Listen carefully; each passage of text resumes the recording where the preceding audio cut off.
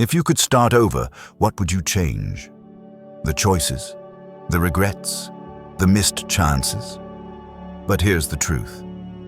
You don't actually want to go back. You want a different present, and that doesn't start with time travel. It starts with courage. Because deep down, you're not haunted by your past. You're haunted by the version of yourself you never became. And that version, it's still possible. But only if you stop looking backward and start choosing differently today. Most people think they're stuck because of what they did. But you're not stuck because of your past. You're stuck because of your patterns. You wake up full of potential, but then you reach for your phone, check your notifications, and scroll your way into a day you didn't choose. Why? Because your brain has been trained to crave dopamine, to chase instant rewards. And it's not because you're lazy. It's because every distraction, every like, every scroll, has rewired your brain to avoid anything that feels like effort. Your brain isn't broken, it's just efficient. It remembers what feels good and wants more of it. So it resists hard work, not because it hates growth, but because growth is slow and dopamine is fast. Writing a book, building a business, getting fit, it's all slow satisfaction. Meanwhile, your brain is screaming, why try when scrolling feels better? It's not a character flaw, it's chemistry. And once you understand that, you stop blaming yourself and start rebuilding your habits. But here's the twist. This isn't a new problem.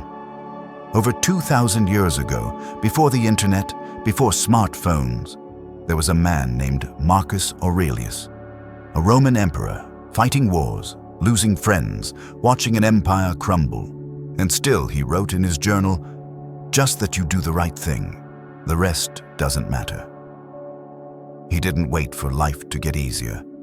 He trained his mind to crave discomfort because he understood something timeless. Pleasure fades, but virtue endures.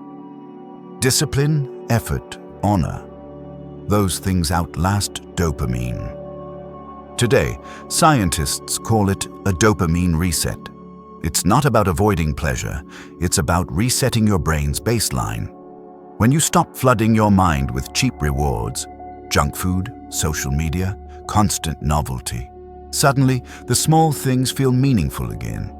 Writing a page, finishing a workout, solving a problem, they feel good because your brain isn't numb anymore. It starts to crave progress, not escape.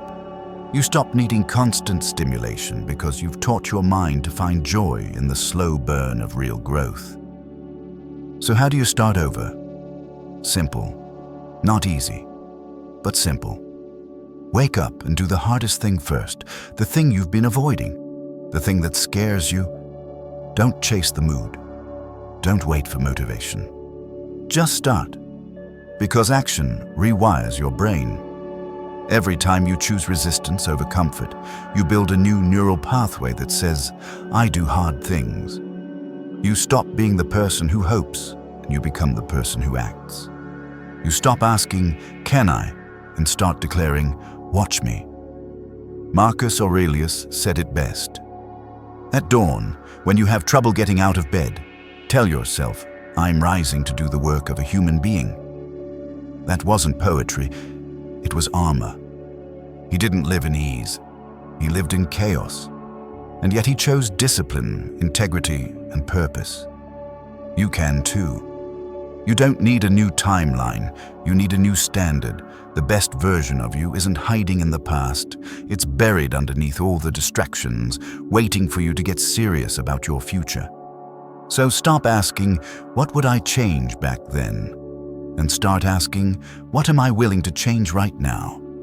Because you're not late, you're not broken, you're just distracted. You don't need more time, you need more intention. And if this sparked something in you, don't just let it fade. Move. Write the first sentence. Go for the run. Make the call. Do the thing you know matters, because one day of discomfort can lead to a lifetime of freedom. Don't just like this. Live it. And if you know someone stuck in the scroll loop, Send this to them because we all need reminders, and sometimes we need permission to begin again.